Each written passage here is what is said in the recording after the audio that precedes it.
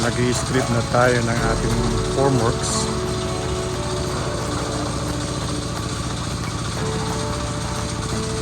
So ito ang stripping of formworks na ginagawa natin.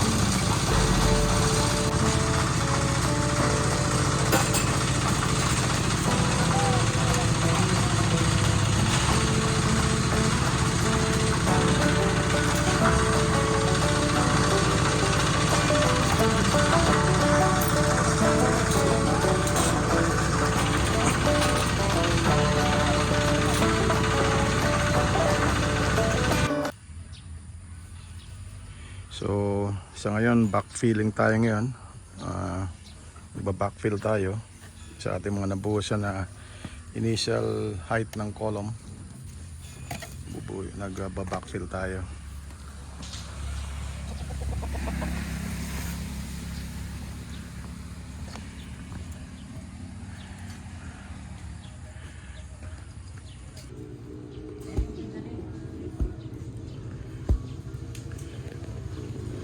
So, kinukumpak natin ng base na lagyan ng grade beam.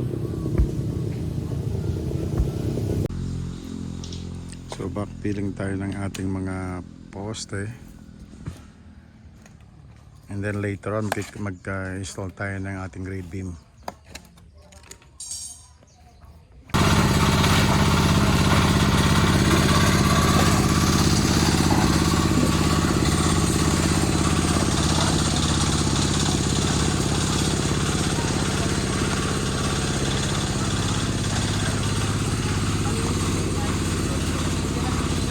So nagbuhos tayo ngayon ng wall footing. Ito yung wall footing kasi medyo mataas ang elevation dito. Naglagay tayo ng wall footing.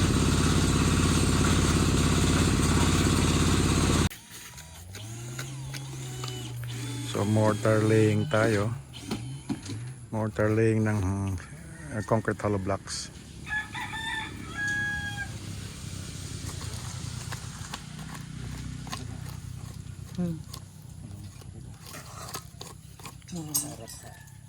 Lahat pala ito yung sinanghalo pala ganun. Tagas-tagas na dito.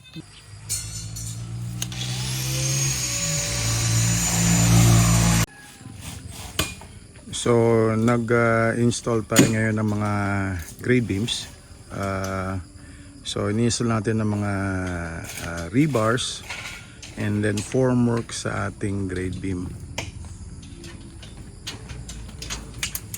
So ito yung installation ng ating grade beam rebars and then yung formworks. Gumagamit tayo ng tubular and then phenolic board na 3/4. Ayan ang ating ginagamit sa ngayon.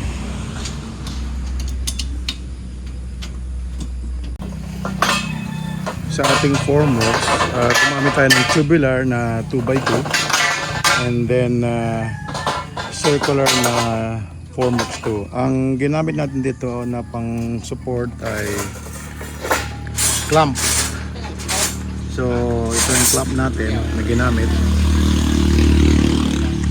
So yun ang ko natin para sa support ng ating framing ng ating grade beam.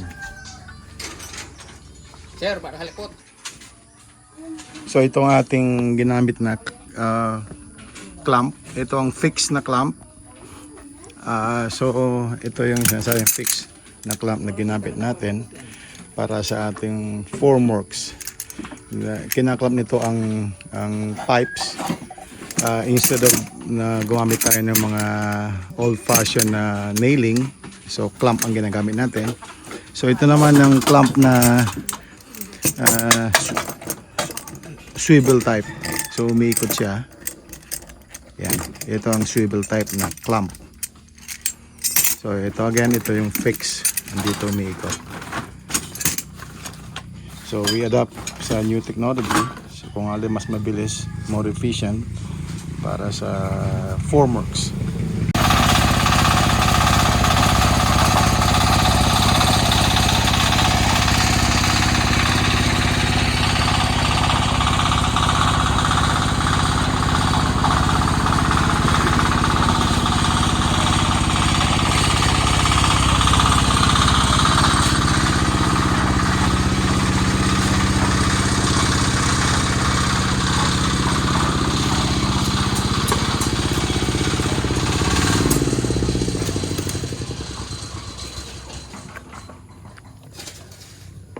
So grade beam preparation tayo.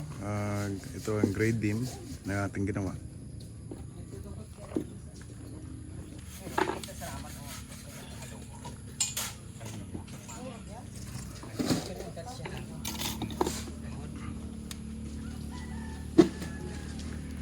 So dito sa ating site, naglagay tayo ng grade beam.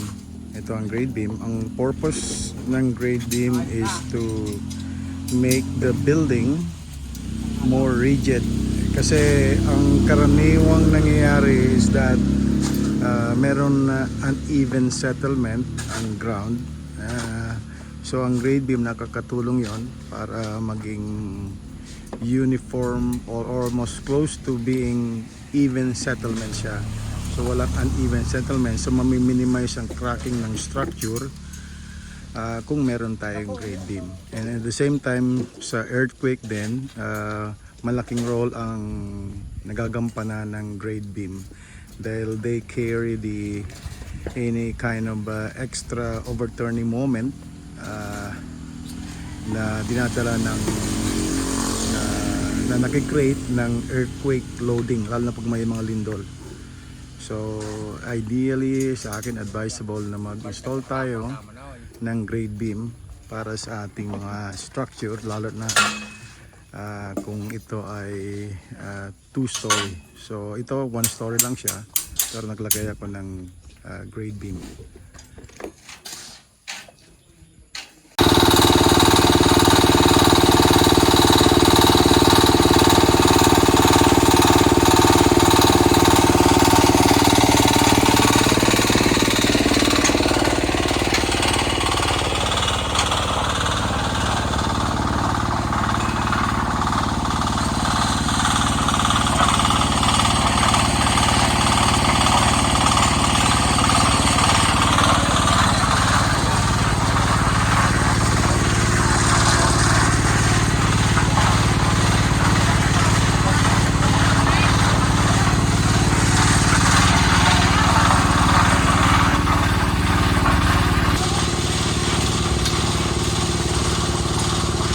Concrete pouring ng ating grade beam ang ating ginagawa ngayon.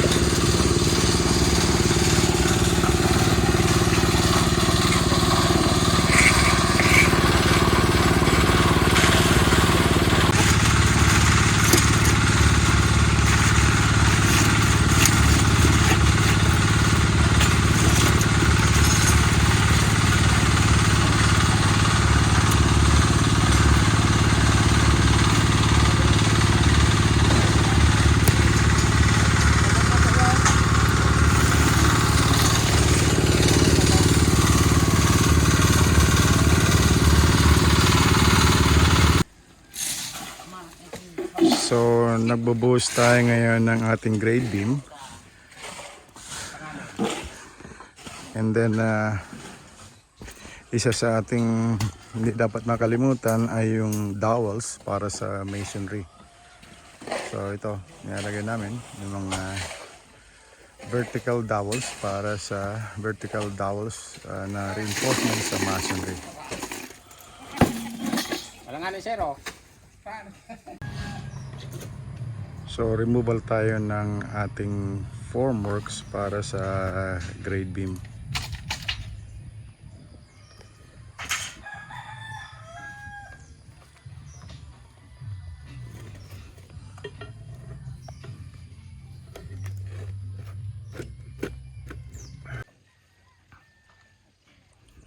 So nag-install na tayo ng vertical bars para sa ating mga column.